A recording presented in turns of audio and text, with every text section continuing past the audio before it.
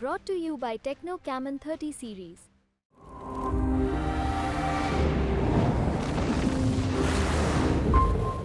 नमस्कार दोस्तों, न्यूज़ तक के इस खास चुनावी शो में आपका एक बार फिर स्वागत है। मैं हूं नीरज। जैसा कि हम लगातार कह रहे हैं कि बस अब कुछ ही घंटे बचे हैं, उल्टी गिनती शुरू हो गई है 4 जून को लोकसभा चुनाव के नतीजों की। उससे पहले 1 जून को 7वें फेज़ की वोटिंग होगी देश भर में। उसी दिन एग्जिट पोल के नतीजे आएंगे और फिर 4 जून को नतीजे। इस वक्त हर किसी की उत्कंठा, जिज्ञासा इस बात को लेकर है कि 4 जून को जो नतीजे आने वाले हैं वो क्या होंगे, किस पार्टी को कितनी सीटें आएंगी, कौन सा गठबंधन एनडीए या इंडिया बाजी मारेगा और सरकार, नई सरकार देश में किसकी बनेगी। तो इस सवाल का जवाब ढूंढने के लिए आज हमारे साथ हैं वरिष्ठ पत्रकार, राजनीतिक विश्लेषक, इंडिया टुडे के कंसल्टिंग एडिटर और पिछले करीब 1.5 महीने से देश भर की खाक छान रहे राजदीप सरदेसाई। नमस्कार। आपका बहुत बहुत स्वागत है राजदीप। तो सबसे पहला सवाल आपसे यही है कि आपने तो कन्याकुमारी से लेकर और कश्मीर तक और गुजरात से लेकर पूरा उत्तर पूर्व तक सब जगह आप गए हैं लगभग। तो आपको क्या लग रहा है, कितनी सीटें आ रही हैं एनडीए गठबंधन की और इंडिया गठबंधन की? नमस्कार नीरज, और आपके सभी दर्शकों को भी मेरा नमस्कार। देखिए, मैं सीटों में नहीं जाऊंगा क्योंकि सीटों में जाकर आप मुझे फंसा दोगे। ये क्लिप चलेगी वायरल, ये बीजेपी आईटी सेल उसको पकड़ेगा, कांग्रेस आईटी सेल पकड़ेगा, और इसमें मैं नहीं पढ़ना चाहता। ना ही मुझ में उतनी क्षमता है या जानकारी है जो शायद किसी पोलस्टर के पास है। हालांकि मुझे कभी कभी लगता है पत्रकार पोलस्टर से ज़्यादा जानते हैं। बस इतना ही है कि हम कोई आंकड़े लोगों के सामने नहीं रखते, हम में वो हिम्मत नहीं है। लेकिन मैं इतना कहूँगा नीरज कि एक बड़ा इंटरेस्टिंग इलेक्शन है। 2-3 महीने पहले अगर ये सवाल किसी को भी आप पूछते तो कहते यार आएगा तो मोदी ही। मैं ये नहीं कह रहा कि मोदी जी नहीं आ रहे, पर 2 महीने पहले तो लोग बड़े कॉन्फिडेंस से कह रहे थे तो मोदी जी के अलावा कुछ और नहीं हो सकता।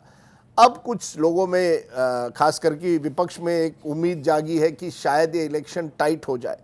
लेकिन मुझे अभी भी लगता है कि ज़्यादातर जो जनता है वो स्थिरता चाहती है, वो कंटिन्यूटी चाहती है। अगर मैंने कोई, आपने कश्मीर टू कन्याकुमारी कहा, एक अगर कॉमन नैरेटिव है वो ये है कि कहीं ना कहीं मोदी जी ने 10 सालों में स्थिर सरकार दी है।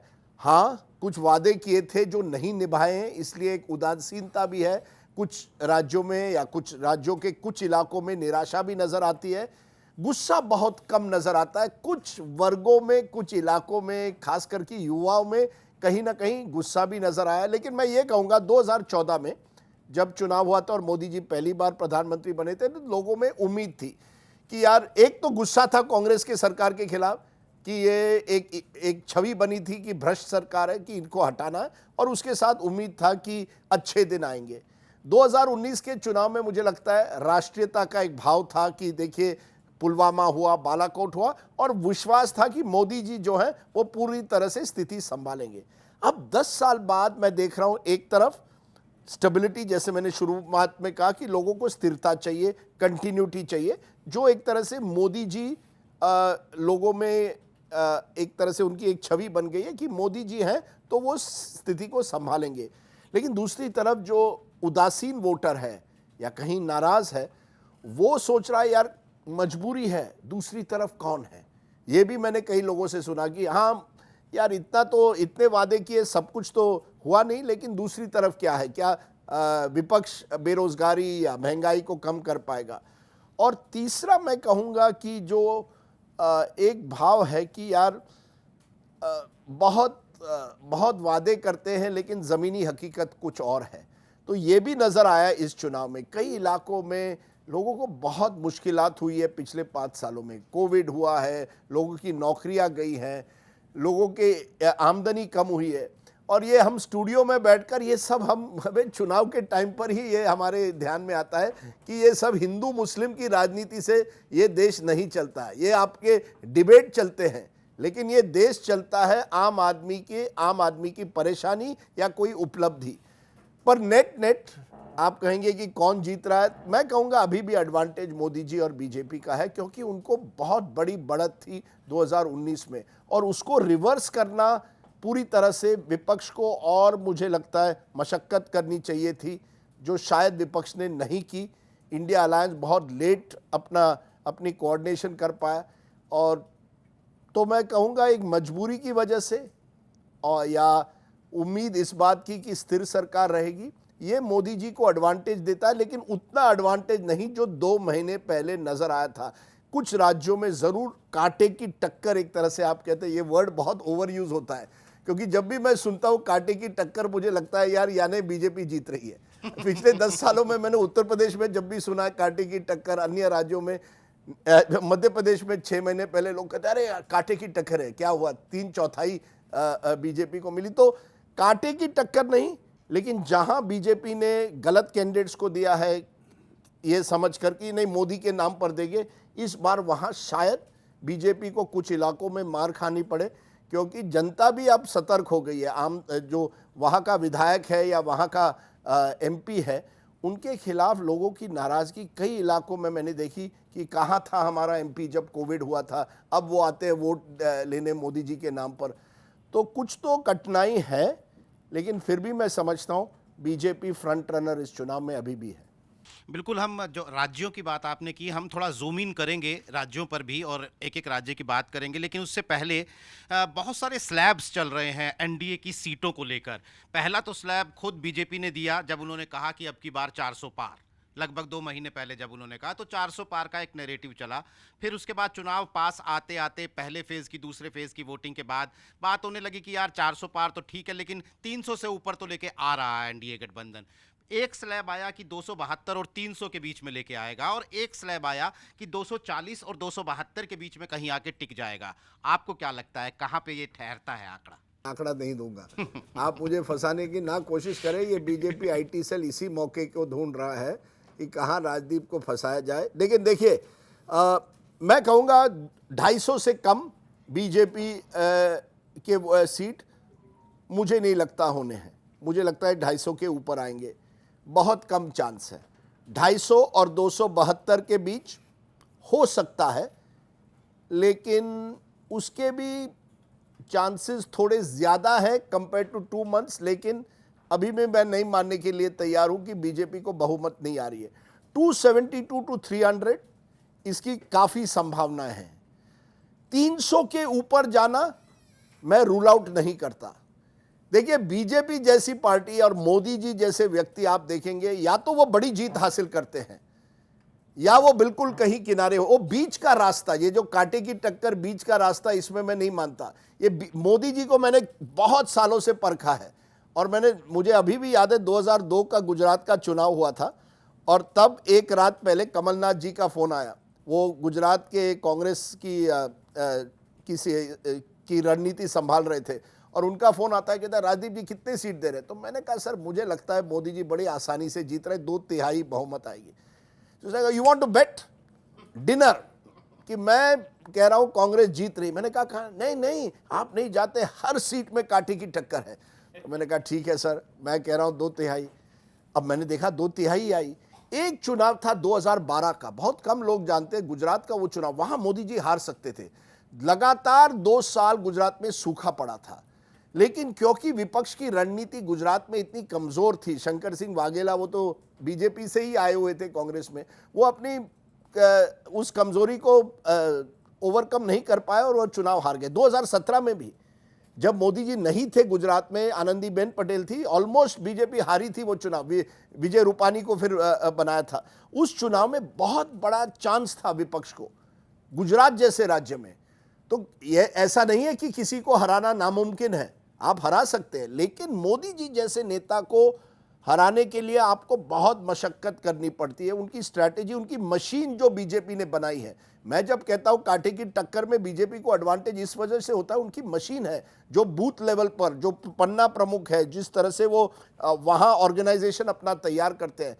विपक्ष कई राज्यों में उसका मुकाबला नहीं कर पाती, उनके पास ना साधन है, ना ही शायद उतनी ताकत है या मनोबल है। लेकिन ओवरऑल इसलिए इतने जो आपने आंकड़े दिए, मैं कहूँगा मैं 280, आई थिंक, मैं फिगर नहीं, फिर से मैं फंस जाऊंगा, लेकिन 280 एक ऐसा फिगर है जो मुझे लगता है बीजेपी वहां तक जाएगी। अगर ऊपर चली गई तो कहीं भी जा सकती है, नीचे चली गई तो 250 के नीचे तो नहीं जाएगी। सब आपके उत्तर प्रदेश पर है, आपके करोड़ों ये उत्तर प्रदेश बड़ा ऐसा राज्य है, कौन जाने क्या होता है वहाँ। और मेरे महाराष्ट्र में बहुत दिनों के बाद लोगों में चर्चा है, मेरे एक मराठी पत्रकारों का ग्रुप है, वहाँ भी बहुत ये चल रही है किसको कि पहली बार मैं देख रहा हूँ महाराष्ट्र में। नॉर्मली ऐसा कभी नहीं होता कि लोग कहते हैं यार या तो 35 आएगी या विपक्ष को 35 आएगी या बीजेपी को आएगी। ये जो बड़े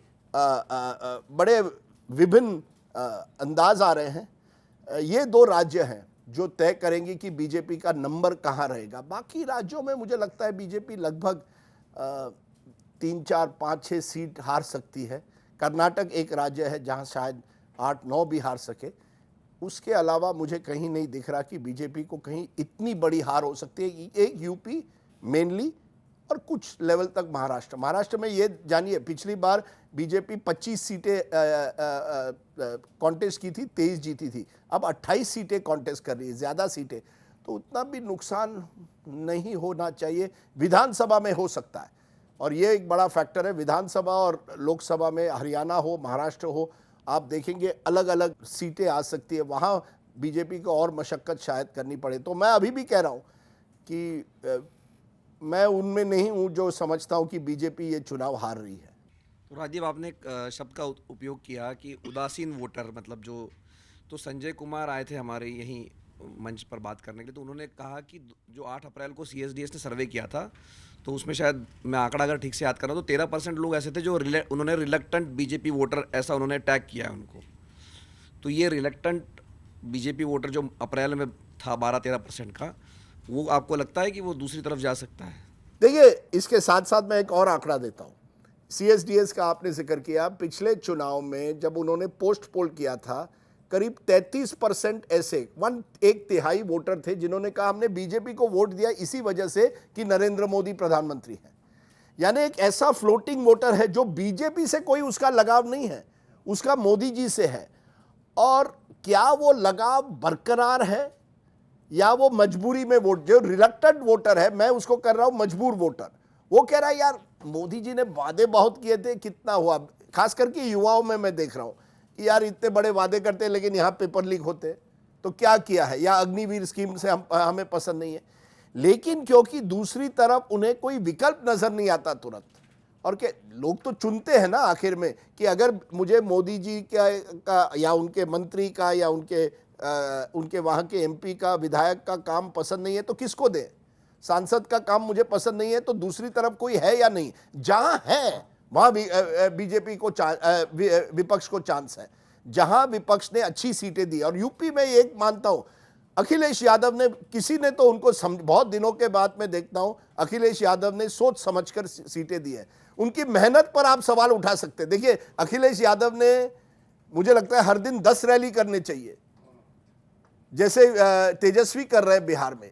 जब मोदी जी अपनी उम्र में कर सकते हैं करीब 200 रैली, तो आप क्यों नहीं कर सकते रोज 10 रैली? अरे जाओ, कारपेट बॉम्ब करो। विपक्ष यही नहीं कर पाता है ना। राहुल गांधी हो, 3-4 रहे, वो जमाना चला गया। अब आपको कारपेट बॉम्ब करना पड़ता है, हर जगह हर इंटरव्यू दे दो, सब कुछ करो, पूरा टेक ओवर कर दो।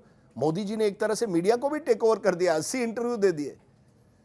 पर मुझे अभी तक नहीं दिया, वो एक दिन देंगे जरूर, वो अलग बात है, वो दूसरे दिन डिस्कस करेंगे कब देना है नहीं देना है। पर मैं कह रहा हूं कि आई थिंक कि ये जो रिलक्टेंट वोटर जिसकी मिलिंद ने बात की, वो रिलक्टेंट वोटर उदासीन भी है लेकिन मजबूर भी है, और वो अभी तक तय नहीं कर पाया कि मुझे मोदी जी के अलावा और कौन सा नेता हो सकता है जो इस देश को संभाल सके। हमारे जो लोकसभा चुनाव हो रहे हैं वो प्रेसिडेंशियल टाइप हो रहे हैं कि मुझे एक नेता कौन चाहिए। ये इतना विधानसभा में नहीं होता, उस लेवल तक।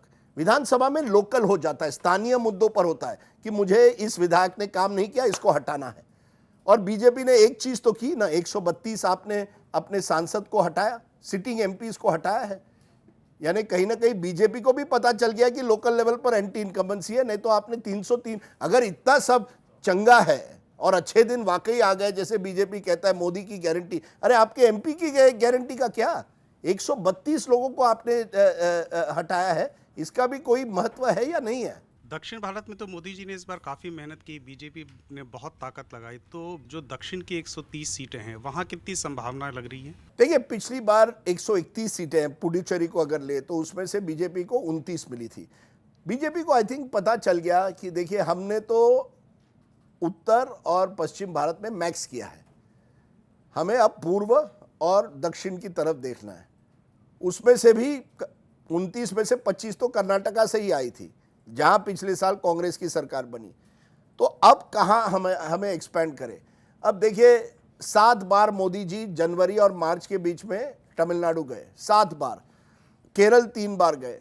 केरल में भी एक हवा चली कि पहली बार बीजेपी इतना प्रयास कर रही है। लेकिन देखिए, वही जो दिक्कत विपक्ष को उत्तर भारत में है, वही बीजेपी को दक्षिण में है कि आपका वोट शेयर बढ़ सकता है, सीटें कैसे मिलेगी? अब ये जो बात चल रही, नहीं तमिलनाडु में ये करेंगे, केरल, देखिए ये जो स्टूडियो में है ना, बगैर कोई सोचे हुए जो भी कोई कह दे आप उसको मान लेते हैं। तमिलनाडु, केरल में मुझे अभी भी लगता है बीजेपी का वोट शेयर बढ़ सकता है, लेकिन सीटें मिलना बहुत मुश्किल है। आंध्र में फिर आप चंद्रबाबू नायडू के साथ क्यों गए? क्योंकि आपको पता चला कि हम अकेले तो नहीं, 0 होगा, 0 होगा, इसलिए आप चंद्रबाबू नायडू, वही चंद्रबाबू नायडू जिसने आपको आतंकवादी कहा था। आप सोचिए, बीजेपी ने चंद्रबाबू नायडू के साथ गठबंधन क्यों किया? आपने कुमारस्वामी के साथ क्यों किया? वही कुमारस्वामी जिसको आप पिछले साल भ्रष्ट कह रहे थे। क्योंकि बीजेपी को पता चला है कि दक्षिण भारत में आपको अलायंस पॉलिटिक्स करनी पड़ेगी, और अगर उसमें 5, 6, 7 सीटों का भी इजाफा हुआ तो आपको प्लस होता है, जो कहीं दूसरे जगह में उत्तर या पश्चिम में माइनस हो। तेलंगाना में बीजेपी की सीटें बढ़ सकती है, पिछली बार 4 थी, बीआरएस कमजोर हो रही है और बीजेपी की 2-3 हो सकता है 4 भी बढ़े। तो ये कुल मिलाकर दक्षिण में मैक्सिमम मैं समझता हूँ बीजेपी वहीं की वहीं रहेगी, क्योंकि थोड़ा तो नुकसान शायद कर्नाटका में उनको झेलना ही पड़े, जो तेलंगाना में उसे ऑफसेट कर सकते हैं। राजदीप, बीजेपी आपसे खासा प्यार करती है, ये तो हमें सोशल मीडिया पर दिखता है। मेरा सवाल ये है कि नरेंद्र मोदी और अमित शाह को अगर आप एक एक सांचे में रखें तो बेहतर पोल स्ट्रेटेजिस्ट आप किसे मानते हैं, नरेंद्र मोदी को या अमित शाह को? सर, ये सवाल आपने अरविंद केजरीवाल टाइप्स पूछ लिया है कि 1 साल बाद मोदी जी की जगह पे अमित शाह देश के प्रधानमंत्री बनेंगे। देखिए, मोदी जी और अमित शाह ये जोड़ी नंबर 1 है। इन्होंने बहुत प्रयास, बहुत मेहनत की। मैंने मेरे किताब में लिखा है, एक लल्लन टॉप के शो पर भी कहा है, 1986 या 87 में एक अहमदाबाद म्यूनिसिपल कॉरपोरेशन का चुनाव हुआ था, जहां वो पहली बार एक साथ लड़े थे। पोस्टर चिपकाए थे छोटी छोटी गलियों में। ये कहा जाता है अमित शाह स्कूटर पर थे, मोदी जी पिलियन पर उनके पीछे बैठे थे। वहीं से उनकी राजनीतिक शुरुआत होती है, तो मैं उनकी दाद देता हूं। उन्होंने बहुत मेहनत की है यहां आने के लिए, और उसी स्ट्रेटेजी को उन्होंने लगातार बूथ लेवल पर किस तरह से काम करना है, गलियों में किस तरह से जाना है, अब वो नेशनल लेवल पर किया है। तो आपको ये मानना पड़ेगा, मैं ये नहीं इसमें नहीं पढ़ूंगा कि कौन बेटर स्ट्रेटेजिस्ट है। दोनों की अलग अलग ताकतें हैं। Modi is a better communicator, उनकी communication is much better than Amit Shah possibly. Amit Shah लेकिन वो जो लास्ट माइल पर जो मेहनत करनी पड़ी है संगठन को मजबूत करना, उसमें वो माहिर है। तो दोनों में अलग अलग ताकतें हैं, दोनों 24/7 पॉलिटिशियन हैं। दोनों, कोई कहेगा, उनके विरोधी कहेंगे साम दाम दंड भेद की पॉलिटिक्स करते हैं, कुछ भी हो चुनाव जीतना है। लेकिन उनके समर्थक कहेंगे देखिए मेहनत तो करते हैं। जैसे मैंने कहा 87 से यहाँ 37 साल की ये मेहनत है जो उनको यहाँ तक लाई, और उन्होंने कई उतार चढ़ाव देखे हैं। जब आप उतार चढ़ाव देखते हैं तो फिर आप जानते हैं कि चुनाव कैसे लड़ने हैं। सॉफ्ट ऑप्शन नहीं है उनमें। एक और सवाल इसी से जुड़ा हुआ है कि हम अक्सर इस थ्योरी को सुनते हैं कि जब कोई भी नेता बीजेपी का गुजरात की तरफ, महाराष्ट्र की तरफ जाता है तो वो बात करता है फैक्ट्रियों की, फॉक्सकॉन की, आईफोन असेंबलिंग की, लेकिन जैसे ही वो उत्तर भारत की तरफ आता है अचानक से वो जो आजकल नैरेटिव चल रहा है मौ वाला, मंगलसूत्र, मछली, मुसलमान, कब्रिस्तान, इस तरह का जिक्र आ जाता है। तो ये आप जब ट्रैवल करते हैं अपने शोज़ के लिए भी, लगातार आप बातचीत करते हैं व्यूअर्स से भी, तो क्या आप इस चीज़ को क्या पाते हैं कि इधर की जनता, नॉर्थ इंडिया की जनता ज़्यादा पोलराइज्ड है माइंडसेट से, और दूसरी तरफ जो जनता है गुजरात, महाराष्ट्र, वो ज़्यादा वर्किंग क्लास, बिजनेस क्लास है, इसलिए इस तरह की स्ट्रैटेजी हमें देखने को मिलती है? देखिए, बड़ा इंटरेस्टिंग सवाल है। आप देखिए, मोदी की गारंटी के पोस्टर देश भर में लगे हैं। अगर आप बिहार जाए तो वो पोस्टर की आप बात करेंगे फ्री राशन की, या हर नल जल की बात करेंगे। अगर आप अयोध्या जाए तो वो राम मंदिर और आर्टिकल 370 की बात करेंगे। आप अगर महाराष्ट्र जाए तो कुछ इलाकों में, वो मुंबई में बात करेंगे कि किस तरह की देश की एक तरह से ग्लोबल इमेज बढ़ी है और ईज ऑफ डूइंग बिजनेस कैसे इंप्रूव हुआ है। तो बड़े बड़े माइक्रो लेवल पर इतने बड़े देश में उन्होंने अपने होर्डिंग्स में भी ये दिखाया कि वो जानते हैं कि उनका वोटर कौन है, उनको किस तरह से कहाँ लुभाना है। आपने उत्तर भारत और पश्चिम भारत की बात की। देखिए, उत्तर भारत के कई लोग पश्चिम भारत में अब आ गए हैं क्योंकि वहाँ नौकरियाँ नहीं मिलती, उनको आना पड़ता है। महाराष्ट्र में भी देखिए, महाराष्ट्र में मुंबई, नासिक, बड़े शहरों को आप छोड़िए, पुणे, और वहाँ स्थिति कोई इतनी अच्छी नहीं है। वहाँ भी लोगों की समस्याएं बहुत है, गंभीर है। तो जो समस्याएं हैं, जो किसानों की समस्या है, जो पानी की समस्या है, जो फॉलिंग एग्रीकल्चर इनकम है, ये कई राज्यों में है। ऐसा नहीं है वो केवल उत्तर भारत में है। उत्तर भारत की परेशानी शायद बिहार जैसे राज्य में, क्योंकि बेरोजगारी वहाँ है, क्योंकि उद्योग नहीं है वहाँ, वो शायद आपके सामने आपको तुरंत मिलती है। लेकिन आप मुंबई से 100 किलोमीटर दूर चले जाइए, पुणे से 80 किलोमीटर दूर चले जाइए, तो आप देखेंगे महाराष्ट्र में भी वहाँ किसानों की समस्याएं हैं। हम टीवी पे नहीं दिखाते हैं, आप होपफुली डिजिटल पर ये दिखाएंगे, लेकिन ये समस्याएं देश भर में हैं। और उत्तर भारत में जब आप मंगलसूत्र की वगैरह की बात करते हैं, मुझे लगता है, देखिए, कहीं ना कहीं हर पार्टी वोट बैंक पॉलिटिक्स करती है और बीजेपी खुली तरह से अब हिंदू वोट बैंक पॉलिटिक्स करती है। जो एक समय में वो कांग्रेस को आरोप लगाती थी कि वो मुस्लिम तुष्टीकरण की पॉलिटिक्स करती है, वही बीजेपी अब Hindu vote bank politics openly करती है। जब आप कहते हैं कि आपका मंगलसूत्र छीना जाएगा, भैंस आपकी चली जाएगी, आप कहना क्या चाहते हैं?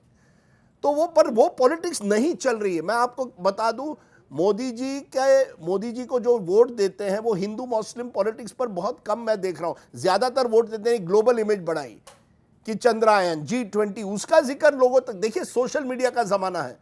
बड़ा इंटरेस्टिंग था, मैं बिहार में था, एक आपके पटना कॉलेज में डिबेट था और बिहारी पॉलिटिक्स में, राजनीति में उनसे बेहतर कोई नहीं होता। तो वो डिबेट छिड़ गई, तो किसी ने कहा, यार ये तेजस्वी यादव कहते हैं नौकरियां देंगी, वो तो 9वीं फेल है, वो क्या देगा नौकरी। दूसरी तरफ से तुरंत आ गया जवाब, अरे आपके प्रधानमंत्री एंटायर पॉलिटिकल साइंस है, फिर भी मणिपुर में एक बार नहीं गए।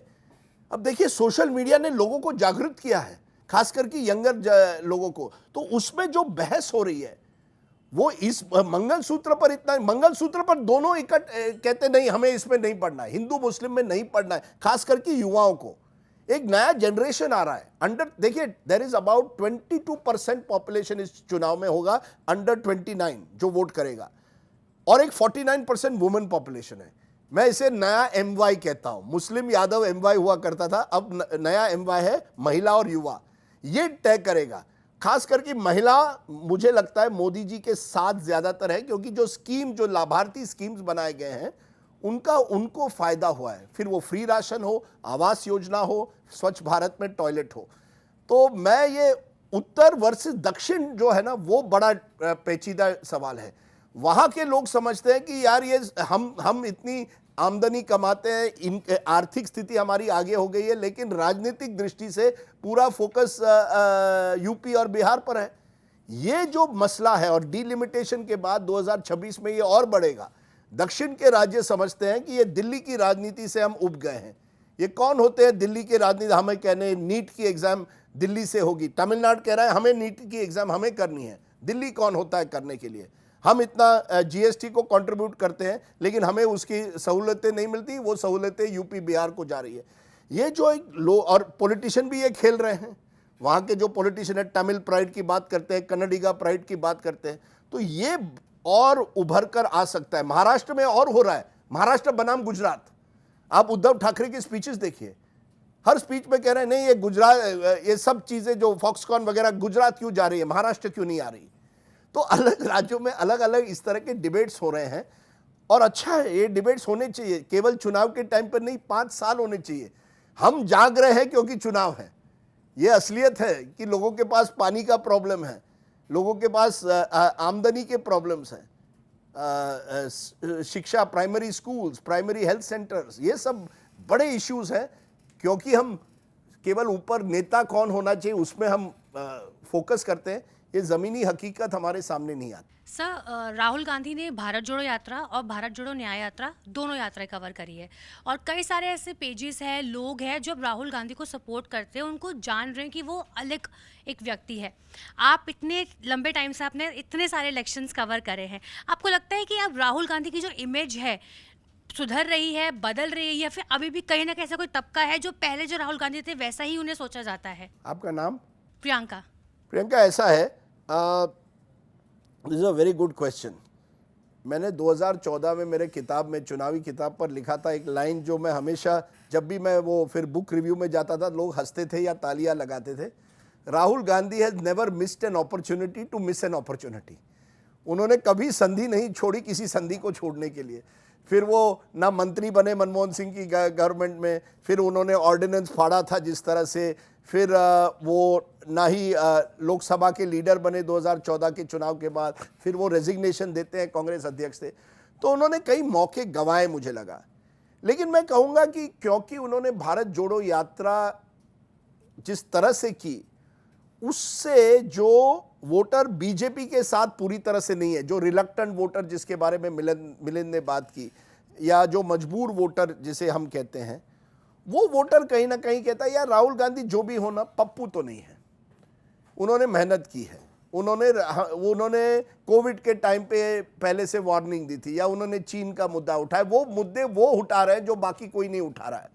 ये कम से कम राहुल गांधी ने एक जो एंटी मोदी, अगर आप कहें एंटी मोदी जो ग्रुप्स है, क्योंकि इस देश में देखिए बीजेपी को 37% ही वोट आए थे, अपने एलाइज के साथ 45% आप ले लीजिए, एक 55% का वोट था जिन्होंने बीजेपी को वोट नहीं दिया था। उस वोटर के लिए अब कहीं ना कहीं राहुल गांधी एक ऐसा एक फिगर बन गया है, एक ऐसा फेस है जो अगर मुझे मोदी जी पसंद नहीं है तो मैं जरूर सोचता हूं क्या राहुल गांधी कर पाएंगे। वो पूरी तरह से राहुल के साथ नहीं है। अगर वो 20% का कांग्रेस वोटर है, वो उसमें राहुल गांधी नेता नंबर 1 है, लेकिन बाकी जो एंटी मोदी वोटर है वो धीरे धीरे राहुल गांधी के बारे में बात तो कर रहा है। मैं ये नहीं कहूंगा कि वो राहुल गांधी को पूरी तरह से पसंद करता है या कह रहा है नहीं राहुल ही बनने चाहिए। अमेठी रायबरेली में कुछ राय अलग हो सकती है, लेकिन देश भर में अभी तक मोदी बनाम राहुल अगर आप पूछे लोगों को तो ज्यादातर लोग अभी भी मैं कहूंगा कहेंगे नहीं नहीं मोदी जी ने, क्योंकि मोदी जी का एक्सपीरियंस है। मैं बार बार कहता हूं राहुल गांधी ने बड़ी गलती कर दी कि मनमोहन सिंह के गवर्नमेंट में मंत्री नहीं बने या लीडर ऑफ ऑपोजिशन नहीं बने, जबकि लोकसभा में आप फिर टक्कर दे सकते हैं। बट कंपेयर टू 2019 फर्क आया है, आप इसे डिनाई नहीं कर सकते। भारत जोड़ो यात्रा और जो इश्यूज देखिए इस इलेक्शन में, प्रियंका, जो नैरेटिव है ना, कांग्रेस जीते हारे वो तो बात अलग है, वो तो चुनाव में first pass the post system में आपको वोट शेयर भी बढ़ सकता है, फिर भी सीटें नहीं आएगी। लेकिन नैरेटिव में कम से कम जो इश्यूज राहुल गांधी ने उठाए हैं उन पर चर्चा तो हो रही है आज। फिर वो अग्निवीर हो, फिर वो बेरोजगारी का सवाल हो, फिर वो महंगाई का सवाल हो, या ये इनइक्वालिटी, देश में कुछ लोग बहुत अमीर बन गए, बाकियों की स्थिति बदली नहीं, इस पर चर्चा तो हो रही है। खास करके सोशल मीडिया के जमाने में आजकल राहुल गांधी की वीडियोस ज्यादा लोग देखते हैं कंपेयर टू 5 years ago। ये एक साइन है कि कहीं ना कहीं लोग राहुल गांधी के बारे में कम से कम सुनना तो चाहते हैं, जो शायद 5 या 10 साल पहले सुनते नहीं थे। सर, एक सवाल मेरा आपसे और है। अभी रिसेंटली भी आपने बहुत सारे अलग अलग पॉलिटिशियंस के इंटरव्यू लिए, प्रियंका गांधी हो गई, रेवंत रेड्डी हो गए, या फिर अरविंद केजरीवाल हो गए। इन सब से बात करते हुए आपका अपना पर्सपेक्टिव मैं जानना चाहूँगी इस चीज़ पे कि कौन सा ऐसा नेता है जिसको अभी भी अपनी कुछ ऐसी चीज़ों पे वर्क करने की बहुत ज़रूरत है, और कौन सा एक ऐसा नेता है जो बिल्कुल परफेक्ट है, उसको पता है कि कब मुझे कहाँ कैसे क्या बोलना है और कितना बोलना है। परफेक्ट तो कोई नहीं है, ये आप जानिए। फिर कोई ऐसा नेता नहीं है परफेक्ट जो है, हम में से कोई नहीं है ऐसा जो परफेक्ट हम कह सकते हैं। लेकिन मैं कहूँगा कि देखिए नेताओं में मुझे अन्नामलाई काफ़ी इंप्रेसिव लगे। तमिलनाडु जैसे राज्य में जहां डीएमके और एआईडीएमके के बीच में हमेशा लड़ाई रही है, एक ऐसा युवा नेता आता है जिसको लोग, जिसके बारे में चर्चा तो कर रहे हैं, फिर से वो शायद वोट ना दे बीजेपी को या अन्नामलाई को, शायद अन्नामलाई को भी कोयम्बटूर में बड़ी टक्कर उनको जीतने के लिए है, लेकिन कम से कम जो बातें वो रख रहे हैं, जिस तरह से वो बात कर रहे हैं, डीएमके को एक तरह से चैलेंज कर रहे हैं, मानना पड़ेगा लोग उनके साथ मेहनत भी कर रहे हैं। तो वो मैं कहूँगा दक्षिण से तेजस्वी यादव। देखिए तेजस्वी यादव की आप पॉलिटिक्स या जो विचारधारा है उससे मानते हैं, सहमत होते हैं कि हम सबको नौकरियां देंगे, रिजर्वेशन बढ़ाएंगे, ये सब अपनी जगह है, लेकिन मेहनत कर रहे हैं। देखिए जो ज़मीन पर मेहनत करेगा उसको एक ना एक दिन उसका फल मिलेगा। ये और तो आई वॉज क्वाइट इम्प्रेस्ड कि एक ऐसा नेता है जो वाकई और जो बातें भी करता है वो अपने पिताजी की तरफ। देखिए लालू जी एक ऐसे ज़माने से आए जहां बिल्कुल वो जाति की राजनीति में एक तरह से पूरी तरह से उस चुंगल में से बाहर नहीं निकल पाए। कम से कम ये तो बात करता है आधी आबादी की, वो बात करता है महिलाओं की। ऐसा नहीं कर रहा है केवल एमवाई, शायद उनका कोलिशन अभी तक एमवाई तक सीमित है, यानी मुस्लिम यादव, लेकिन उसके बाहर बातें तो कर रहा है। उनका वाई युवा है, जो उनके फादर का यादव था, तेजस्वी का युवा बन गया है। तो कई ऐसे यंग लीडर्स आते। देखिए अरविंद केजरीवाल जो थे, मुझे लगा एक ज़माने में वो वाकई मोदी जी को टक्कर देकर, पॉलिटिकल दिमाग उनका बहुत शार्प है, वो जानते हैं मीडिया को किस तरह से क्या कहना है। जो मोदी जी की एक तरह से ताकत है वो केजरीवाल की भी ताकत है, वो जानते हैं किस तरह से कम्युनिकेट करना है, very good communicator. Priyanka Gandhi Vadra, उनकी हिंदी बहुत अच्छी है कंपेयर टू अवर ब्रदर, पर जब तक आप चुनाव खुद नहीं लड़ेंगे तब तक आपको कौन सीरियसली लेगा। प्रियंका गांधी वाड्रा ने चुनाव लड़ना चाहिए था अमेठी से या रायबरेली से, तो फिर लोग कहते हैं हाँ वो वाकई नेक्स्ट जनरेशन की नेता बनना चाहती है। तो अलग अलग नेता है अलग अलग राज्यों में, कुछ इम्प्रेसिव है। मैंने सुना है, मैं गया नहीं, एक नया नेता है बाड़मेर से, इंडिपेंडेंट कैंडिडेट जो पिछली बार एमएलए भी जीता था, रविंदर भाटी, उनकी बहुत चर्चा है, पर वो नेशनल मीडिया में नहीं होती है, लेकिन ज़मीन पर सोच लीजिए एक इंडिपेंडेंट कैंडिडेट आज की तारीख में अगर जीत सकता है कोई भी चुनाव, यानी कुछ तो होगा उस लड़के में। अब वो टिकट मैंने सुना है चाहता था बीजेपी से, बीजेपी ने टिकट नहीं दी, अब वो खुद लड़ रहा है, लेकिन सबके नाक में उन्होंने वहाँ दम कर दिया है। तो कई यंग नेता उभर कर आ रहे। जो अभी मैं पंजाब से आ रहा हूँ, वहाँ तो ट्रबलिंग ये है कि वहाँ बात हो रही है अमृतपाल सिंह की कि वो शायद चुनाव अपना जीत जाए। अब आप सोचिए जेल से एक ऐसा व्यक्ति जो खालिस्तान की बात करता है वो शायद चुनाव जीत जाए। बीएन सिंह जिसने इंदिरा गांधी की हत्या की, उनका पोता लड़ रहा है इंडिपेंडेंट, वो भी रेस में है।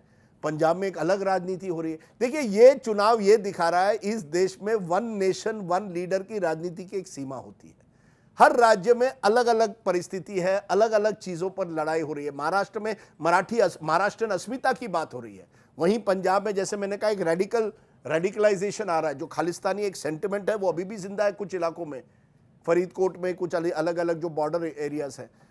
तो ये देश विभिन्नता का देश है, और जो इन विभिन्नता को साथ लेकर चले वो नेता असली नेता होता है। मुझे लगता है ऐसे बहुत कम नेता मुझे नजर आते हैं, इसलिए मैं परफेक्ट नेता तो मुझे मिला ही नहीं अभी तक। सर आपने तेजस्वी का जिक्र किया और बिहार में तेजस्वी की रैलियां जिस तरीके से आज तक आंकड़े हैं कि शायद 258 रैलियां उन्होंने कर ली है, मैक्सिमम तो मुझे लगता है हाँ, किसी एक तो नेता। क्या आपको लगता है कि इन रैलियों से सीटों में भी जो शून्य पर थी तो वो सीटें उनकी बढ़ रही है बिहार में, इंडिया गठबंधन वहाँ पर कितना बेहतर कर सकता है?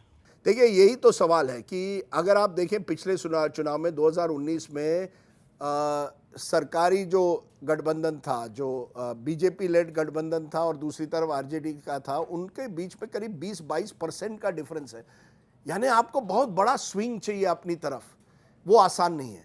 तो ज़रूर मैं समझता हूं कि तेजस्वी यादव वोट शेयर बढ़ा सकते हैं, या विधानसभा चुनाव हो जब लोग सवाल पूछेंगे क्या आप फिर से नीतीश कुमार को चाहते हैं या एक नया नेतृत्व चाहते हैं, वहाँ उनके चांसेस बढ़ेंगे। यहाँ मुझे लगता है कि लोग एक तरह से उनको नेता तो मानने लगे हैं, केवल लालू जी के बेटे नहीं मानते अब, लेकिन सीटों में कितना तब्दील होगा मुश्किल है, क्योंकि बीजेपी का वहाँ अलायंस बड़ा है। नीतीश कुमार का एक कुर्मी वोट था, लेकिन महिलाओं का भी उनका वोट है।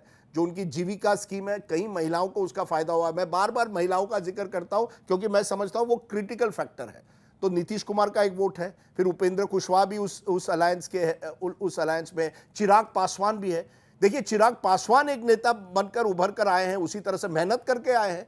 अब उनको कोई रामविलास पासवान का बेटा ही नहीं मानता, जिस तरह से उन्होंने भी यात्रा 4 साल पहले जब वो खुद लड़े थे, उससे उनकी भी उन्होंने एक तरह से दिखा दिया है कि मैं उन्होंने खुद कहा मुझसे, मैं नीपो किड नहीं हूँ अब, जो बॉलीवुड की तरह जहाँ किसी पिताजी के नाम पर या माताजी के नाम पर अब एक्टर बनते हैं, तो चिराग पासवान भी उनके साथ है। तो एक बिहार में एक बड़ा अलायंस है और वो ओबीसी, दलित, फॉरवर्ड कास्ट का एक अलायंस है जो बीजेपी को बिहार में मुझे लगता है एडवांटेज देगा। लोकसभा में, विधानसभा में अगर इसी तरह से तेजस्वी मेहनत करते रहे तो he is a leader of future in Bihar. कमजोरियां हैं उनमें, मैं ये नहीं मानता, उनको भी उनसे उभर कर आना पड़ेगा। एक नया एजेंडा, केवल नौकरियों पर नहीं लेकिन बाकी चीज़ों पर भी बात करनी पड़ेगी। पर Bihar is an interesting state. Bihar अभी भी चाहता है कौन नेक्स्ट जनरेशन लीडर बनेगा। ये बिहार में बड़ी कवायद है कि नेक्स्ट जनरेशन का लीडर कौन। चिराग, तेजस्वी, सम्राट चौधरी का बीजेपी नाम लेती है, लेकिन कौन होगा वो नहीं। प्रशांत किशोर चाहते हैं कि उस गैप में आ जाए। 2025 का चुनाव बिहार में बड़ा इंटरेस्टिंग होने वाला है। जैसे लालू यादव ने कुछ चीज़ों की चर्चा की, बाद में वो नेशनल इशू भी हुआ, बीजेपी के तमाम नेताओं को, इवन प्रधानमंत्री तक को उस पर सफाई देनी पड़ी कि संविधान ये लोग बदल देंगे। ये पहली बार बात लालू यादव ने की। फिर मुस्लिमों को आरक्षण देने की बात हुई, वो भी वहीं से हुई। क्या इन बातों का, चूँकि आप बिहार में लगातार घूम रहे थे, असर दिखता है कि इनसे सीटों पर भी असर होगा, वहाँ बीजेपी को नुकसान हो सकता है इन बातों की वजह से? देखिए, संविधान का जो है ना, ये मसला जरूर जमीन तक पहुंचा है। ये कैसे पहुंचा, किसने पहुंचा है, एक बड़ा, किसी को, आपने लालू जी का जिक्र किया, लेकिन मैं कह रहा हूं 2-3 महीने से ये बात चल रही थी मोहल्ले में। पश्चिम उत्तर प्रदेश में जब पहला चरण हुआ था, वहां भी दलित समाज में ये बात चली थी कि अगर भाजपा की सरकार आए तो संविधान बदलेगी, आरक्षण छीन लेगी। कांग्रेस ने, मैंने सुना है, 8 करोड़ छोटे पेपर बांटे हैं जिसमें उन्होंने ये बात लिखी है कि आप सावधान रहिए, संविधान बदलने आ रहे हैं। तो दलितों में इसका कितना असर होगा, आदिवासी समाज में, ये अभी तक क्लियर नहीं है, लेकिन चर्चा तो हुई है, ये बात जरूरी है। मुस्लिम आरक्षण पर देखिए, कोर बीजेपी वोटर है, उनमें ये बातें आती है। मंदिर की बात, मंगलसूत्र की बात, वो तो वोटर, मुझे लगता है मोदी जी ने कहा ताकि उनका वोटर वोट करने आए। फर्स्ट राउंड के बाद बीजेपी को डर लगा, जब वोटिंग टर्नआउट कम हुई, कि हमारा वोटर आ रहा है कि नहीं, तो उसको थोड़ा उत्तेजित करने के लिए उन्होंने ये किया। उसका कितना जमीन पर कितना फर्क पड़ता है, ये अभी तक क्लियर नहीं है, वो फाइनल नतीजे बताएंगे। लेकिन संविधान पर का जो डर कांग्रेस ने एक तरह से फैलाया है, वो उसका कुछ ना कुछ असर जमीन पर दिखाई तो दिया, चर्चा में तो कम से कम ये था। राजदीप, पिछले दिनों आपने पर्सनल व्लॉग में 10 पॉइंट गिनाए, फाइनल प्रेडिक्शन अपना देते हुए कि ये 10 पॉइंट आप चुनाव में देख रहे हैं। मैं यूपी से जुड़ा पॉइंट, वैसे तो वो पश्चिम बंगाल में भी का जिक्र है उसमें। आपने कहा कि यूपी और पश्चिम बंगाल ये 2 स्टेट ऐसे हैं जिसमें ना बीजेपी का अच्छा होगा ना बीजेपी का बुरा होगा। मैं यूपी की बात करता हूँ। यूपी में जिस तरीके से अखिलेश यादव को अभी आप कह रहे हैं कि सीट डिस्ट्रीब्यूशन अच्छा किया उन्होंने, और पिछला विधानसभा चुनाव में हमने देखा कि अखिलेश यादव ने अपनी पार्टी का वोट शेयर 30 से बढ़ाकर 37% तक लेकर चले आए, और उसका नतीजा कुछ सीट उनकी बढ़ी विधानसभा में। क्या आपको नहीं लगता है कि अच्छा सीट डिस्ट्रीब्यूशन करके और वोट शेयर बढ़ा हुआ समाजवादी पार्टी जब अलायंस करता है स्ट्रेटेजिक कांग्रेस के साथ और एक नेशनल नैरेटिव देता है, तो वहाँ पर बीजेपी को सीट का नुकसान कर सकता है? और अगर आप ये नुकसान देख रहे हो तो उत्तर प्रदेश में कितना नुकसान देख रहे हैं? आपका नाम? अमीश राय। अमीश, देखिए, उत्तर प्रदेश, जैसे मैंने पहले भी कहा, एक बहुत मुश्किल स्टेट होता है प्रिडिक्ट करने, क्योंकि एक तो आप उत्तर प्रदेश की साइज देखिए, ये तो अमेरिका के साइज का देश है। अगर उत्तर प्रदेश होता, it would be what, world's 7th और 8th लार्जेस्ट कंट्री। अब ऐसे राज्य में आप कैसे प्रिडिक्ट कर सकते हो एक्यूरेसी से कितने सीटें? पर जो आपने कहा सही है। देखिए, बसपा का कमजोर होना, उसका फायदा किसी को तो होना ही था।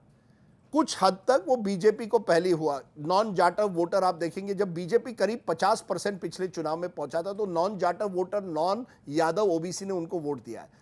उसमें एक चर्निंग हो रही है, और अखिलेश यादव ने जिस तरह से टिकटें दिए, वो जो वोट है, कुशवाहा समाज हो, कहीं प्रजापति हो, कहीं निषाद हो, कहीं राजभर भी हो, ये जो वोटर्स हैं उनको सीटें देकर, जैसे बाबूराम कुशवाहा को जौनपुर में दी है, अब वो चांस पे है उनको, क्योंकि मुस्लिम, यादव, कुशवाहा और कुछ हद तक दलित वोट एक साथ आ जाए। कांग्रेस भी प्रयास कर रही है, संविधान खतरे में, इस नैरेटिव से कि दलित वोट, जो नॉन जाटव दलित वोट है, जो एक तरह से बीजेपी के साथ था, क्या उनकी तरफ आ सकता है? अगर ये समीकरण पूरी तरह से हो गया, एक बड़े अफसर ने मुझे यूपी से कहा कि देखिए राजदीप, यूपी के नतीजे चौंकाने वाले होने वाले। तो मैंने कहा सर ये आप मत कहिए, मैं फिर रात को सो नहीं पाऊंगा क्योंकि मैं ये चौंकाने वाले जब भी यूपी के नतीजे लोग कहते हैं तो वो कहां तक चौंकाने वाले, ये सवाल है। चौंकाने वाले यानी 20 सीट कम, 40 सीट कम, क्योंकि एक बार सोशल चर्निंग होने लगे वो कहां सीमा उसकी क्या होती है वो अभी तक तय नहीं। लेकिन देखिए योगी जी की अभी तक लोकप्रियता है, कई लोगों में, महिलाओं में अभी तक लोग बात करते हैं शासन और राशन की। तो मैं पूरी तरह से सहमत नहीं हूं कि एक मेजर चेंज अभी तक हो रहा है। मैं देख रहा हूं ग्रेजुअल चेंज। अब ग्रेजुअल चेंज सीटों में कितना होगा, 15, 20, ये कहना मुश्किल है। ऐसी 14 सीटें थी पिछली बार जो बीजेपी 50,000 वोटों से कम जीती थी यूपी में लोकसभा में, जब मोदी जी की पॉपुलैरिटी पीक पर थी। अब उन 14 सीटों में क्या होगा? और ऐसी 8-10 सीटें हैं जहां समाजवादी पार्टी और कांग्रेस का जो समीकरण है वो बीजेपी पर हावी होगा अगर वो सभी वोट एक साथ आते हैं। एमवाई कॉम्बिनेशन अगर इंटैक्ट रहता है, उसमें कुछ और उस एरिया का कैंडिडेट की जाति भी ले ले, तो कहीं ना कहीं एक बदलाव है। युवाओं में मैं देख रहा हूं, महिला, जैसे मैंने कहा बार बार, महिला अगर मोदी जी को यूपी हो या कहीं बिहार हो, महिला वोटर अगर उनके साथ रहे तो मुझे लगता है वो उनकी बहुमत कंफर्टेबल रहेगी। लेकिन अगर वो साथ छोड़ दे तो फिर जो आप कह रहे हैं, कौन जाने किस लेवल पर कितनी गिरावट हो सकती है यूपी जैसे राज्य में। लेकिन अभी भी मैं कहूंगा BJP still in pole position even in UP. मैं ये बात के लिए नहीं मानने के लिए तैयार हुई कि पूरी तरह से उलटफेर हो रहा है, वो मैंने नहीं देखा। किसी और कई लोगों ने कहा है मुझे कि वो देख रहे हैं, मैंने कुछ देखा है, लेकिन इस लेवल पर नहीं कि आप चुनाव में उलटफेर देखेंगे पूरी तरह से, ये मुझे लगता है। इसलिए मैंने वो आंकड़ा दिया था। एक सवाल बसपा को लेकर, आप जब यूपी घूम रहे थे तो बसपा को लेकर दो तरह की राय आ रही है कि बसपा ने इस चुनाव को त्रिकोणीय बनाने की कोशिश की और मायावती अपने काडर वोट को बचा ले गई हैं, और एक दूसरी राय है जो ये कह रही कि नहीं, मायावती का वोट उनसे पूरी तरीके से छिटक चुका है और वो बट रहा है इंडिया अलायंस की तरफ और एनडीए की तरफ वो बट रहा है। आप किस राय के साथ है कि बसपा का वोटर जो था वो आज कहाँ खड़ा है? ये बड़ा अच्छा सवाल है, क्योंकि मैं और एक थ्योरी देता हूं, और ये सब थ्योरी में है कि शुरुआत में बसपा ने तय किया इस चुनाव को लड़ना है। खास करके अभिषेक आनंद जो एक तरह से मायावती के सक्सेसर माने जाते थे, उन्होंने पूरी कोशिश की कि मुझे ये चुनाव लड़ना है। उन्होंने ताकत से चुनाव लड़ना है। उन्होंने बीजेपी पर प्रहार किया, आप देखेंगे पहले 2 हफ्तों में।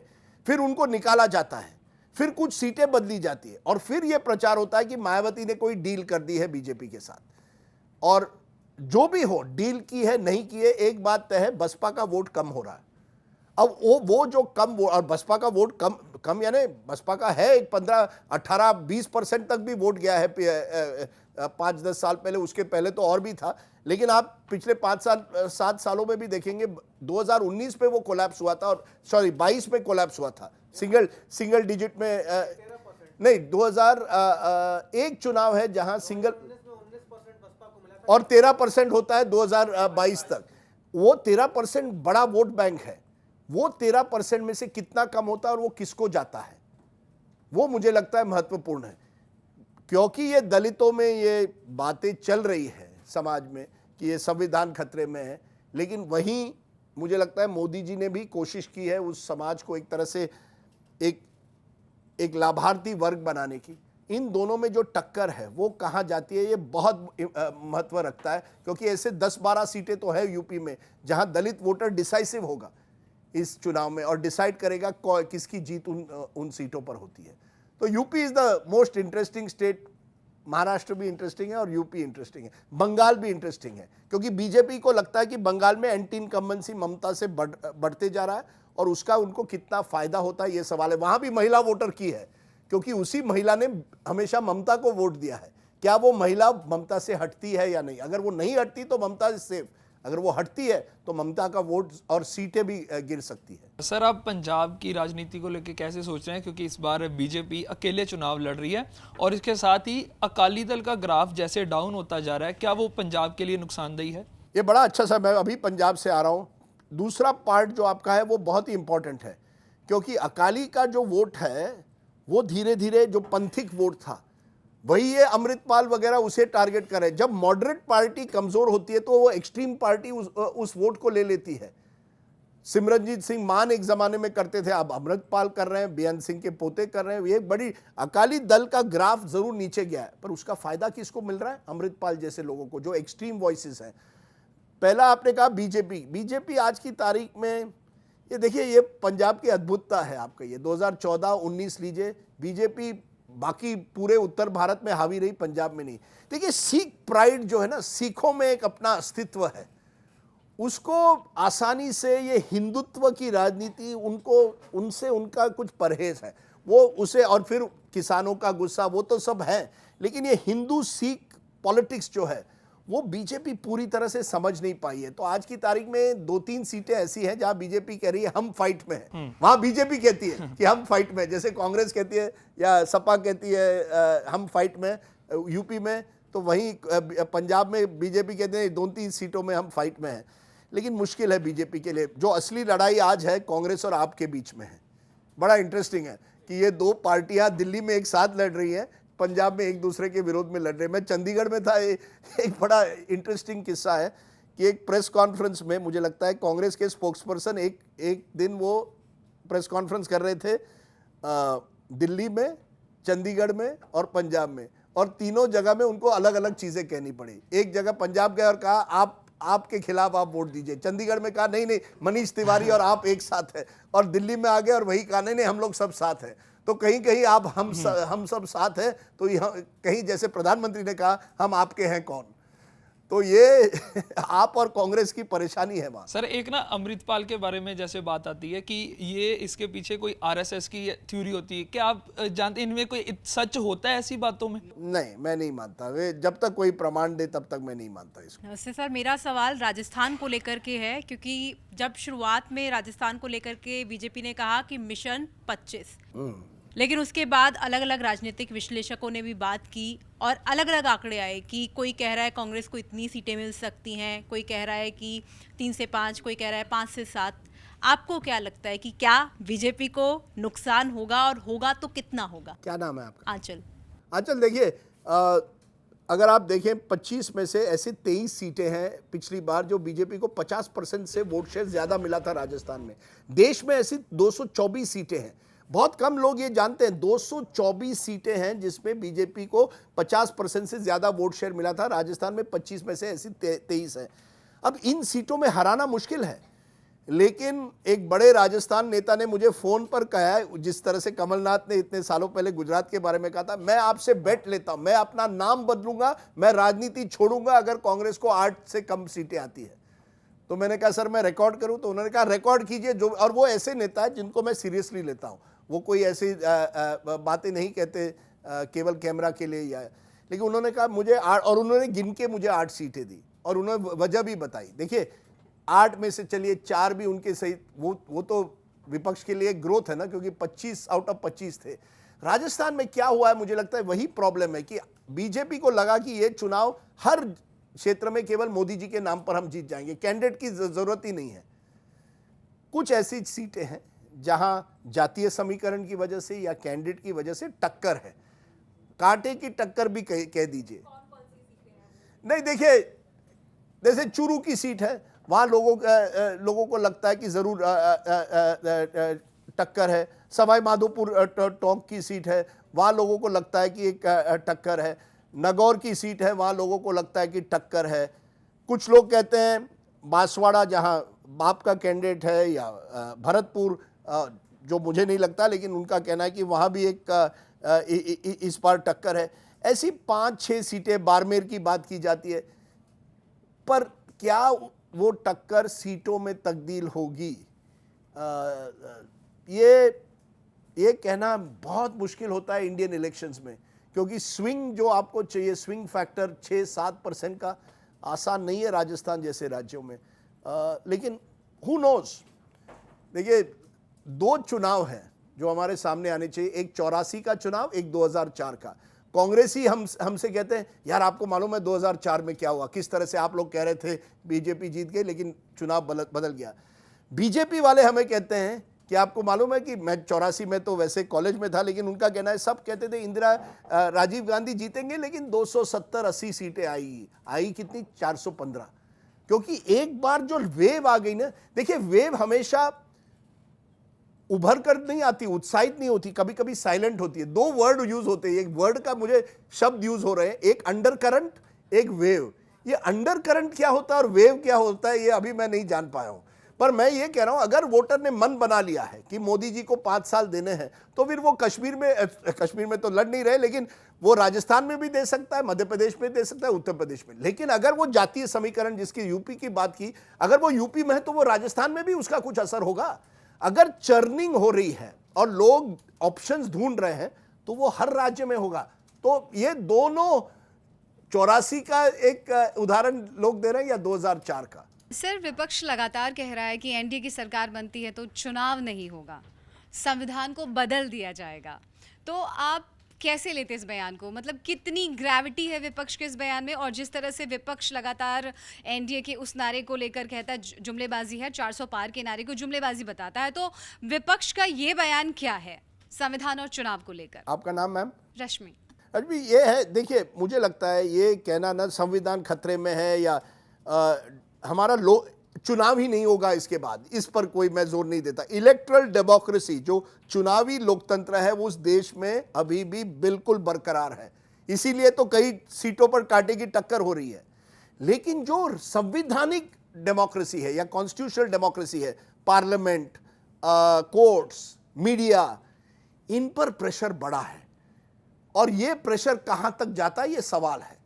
तो मुझे लगता है हमें इसे 2 बक्सों में डालना चाहिए। एक तो जो चुनाव होते हैं, चुनाव के टाइम पे लड़ाई होती है, हाँ एक पक्ष को बहुत साधन है, दूसरे को कम है, उसको कैसे एक साथ किया जाए ये एक चुनौती है हमारे सामने।